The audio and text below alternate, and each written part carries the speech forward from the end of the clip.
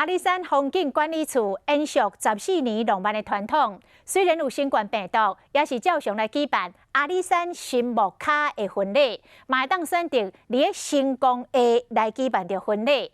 两项拢提供15对的新人来参加，这个新郎新娘会当来体验做作传统的婚礼。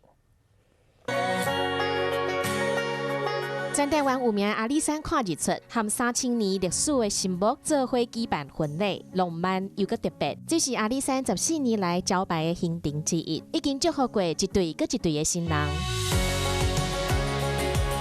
依照以前的经验呢，都是譬如说今天开始报名，当天就收摊了，就报名结束了。我们促成了200多对的美满幸福的家庭。按算10月伫新木下卡举办婚礼。 过去都是提供15对国内和国外新人参加，但是今年受到疫情的影响，国外新人无法度来。今年无特别的规划，就是伫星空下举办婚礼，让新人免烦恼疫情，会当伫草地顶端完成终身大事。